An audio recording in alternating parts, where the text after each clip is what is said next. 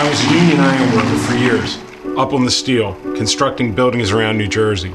If you knew me, you might have thought of me as a tough guy. But when our baby Lauren was born prematurely with Down syndrome, it turned my world upside down. Then I learned how hard it can be to get services for people with special needs. That's what turned me into a public servant.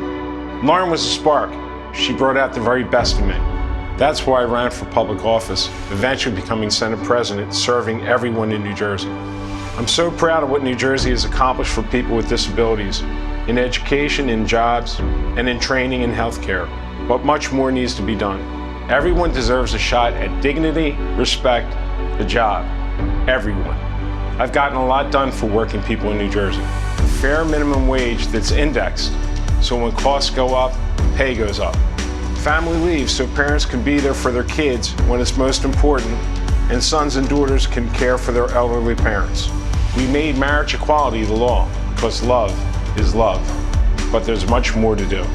If you want to, you should be able to work with dignity, buy a home, raise a family, and retire all in New Jersey. We need a tax system that works for New Jersey families and retirees, not big corporations.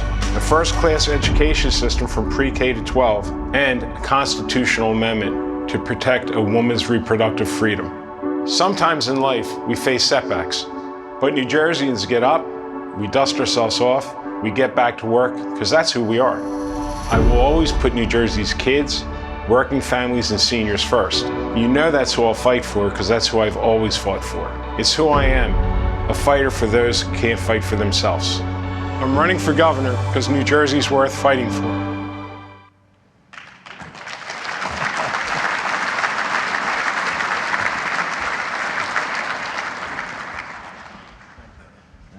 Hey, let me put in a shameless plug. I am the chairman of the Missouri Republicans for Steve Sweeney for governor, and we meet often. This is a shameless plug, and he didn't ask me to do this, but any of you contractors out in the room, you want to support him, we'll take your support, and you can write him a check, too. So. Thank you. Thanks. Thank you. And I want to thank Impact and General President Dean and Bill Brown, the co-chairs of Impact. This is an honor for me to be here, honestly, guys, because I'm you, just so you know. I want to give you my story, how I started in politics. As you can tell, I had hair at one time, just if you didn't notice. I actually had an afro once. I thought I looked good, just so you know. But I was working like everyone else, going on jobs. At the end of the day, go to the bar, go home, eat dinner, get up the next day, go do the same thing. Then one day, I had a daughter born with a disability. I never experienced disability, didn't know what it was about. But I had a daughter born with Down syndrome. She was 2 pounds. I was in a neonatal unit for 75 days. I had to work all day. I had a 4-year-old son. I worked all day long. I would come home. My wife was a hairdresser. She would go to work. And it was really, really difficult. And like I said, halfway through, I was in a neonatal unit for 75 days. Halfway through, I found out she had Down syndrome. And I can't tell you how angry I was until I realized how blessed I was. So, as a union iron worker, I believed we always give back to the community. Volunteer, do lots of projects, whatever's needed to be done, because we want people to recognize we are part of the community. We're coaches, we're volunteers. And in 1996, Democrats came to me and asked me to run for county commissioner. And 3 days later, the Republicans asked me. And I was like, what the hell is this shit? I'm a Democrat. You know what I mean? I'm not a partisan. I'm a moderate.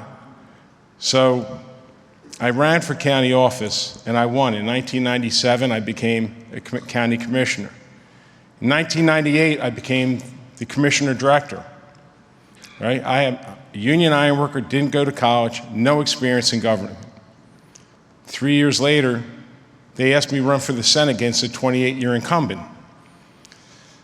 And I wasn't really interested in doing that, but again, I thought we needed working people represented because there was no iron workers in the Senate. I can tell you that right now. There was no construction people in the Senate. So I ran and I won the election. I took office in the Senate in 2001. 2006, I became the Senate Majority Leader. In 2008, I became the Senate President. It was the longest-serving Senate President in the history of the state of New Jersey. And realize, I'm an iron worker. I'm with a bunch of lawyers and a bunch of professionals. But I went there with the mind of looking out for the little guy, making sure that we stood up for working-class people. That's why we did minimum wage. We raised minimum wage. Also, New Jersey was the first state in the country to pass a PLA law. Very first one. Our unions would be half the size they are in New Jersey right now if it wasn't for that PLA law. We went from 35% school construction to like 90. It's amazing what you can do when you're at the table, because if you're not at the table, you're on the table. Those back rooms are quite different than what we're used to. So all I've done my entire career is work to advance working people. And now I'm running for governor, which I don't think there's many construction people that are actually legitimate candidates for governor anywhere in the country. Now, there's only 2 gubernatorial races, Virginia and New Jersey. I'm on the stage with people we're doing debates and all these forums, and I'm on a stage with all these really super, super great speakers. And I can tell you right now, and you can tell, I'm not one of them. I'm not one of them. I'm not ashamed of that. I'm on a stage with someone who went to Harvard Law School, someone went to the Naval Academy, right? I went to an apprentice program. And guess what? When we did our debates and our forums, I kicked their asses. Because I understand. Listen, I understand and have been in a situation where I couldn't pay my mortgage payment because we didn't work. I can remember going to the grocery store with my credit card because I didn't have enough cash to pay for groceries. We don't have enough working class people in positions to make these decisions. This is the first time, I can't remember how long, I think I got the oldest book number in this room too, just so you know. But we have a chance to elect one of us, and that's why I'm here asking for some help. I've raised $2.5 million so far. Every dollar you raise, you get $2 of matching funds. The most you can get is $8,500 at an ask. But I'm short about $650,000. Now I'm here asking my family, because that's how I consider this, to help. I need help to finish this thing off. I got a couple more months to raise this money. So, listen, I'm coming to my family for help. I'm like a brother that's always bugging you for money. But, you know, after a Friday night. But like I said, I need some help here, guys. My website is stevesweeneyforgovernor.com. There's a QR code. But more importantly, when we win, and I'm going to win this thing, think about an iron worker as a governor of a state, regardless of where in the country. What I can do in New Jersey affects other states, just so you know. Policies that we pass go to other places for others to adopt. So if I pass something in New Jersey, you can go see your elected officials and say, how come? And I remember General President Dean, when I was a Senate President, saying to me, how come you don't go to these Senate President forums? I said, because I work for you and I don't have time to do this shit, right? So he says, you got to go there. I'm in a room with all these Senate Presidents from around the country. You get up, you introduce yourself. Everyone, they're lawyers, doctors.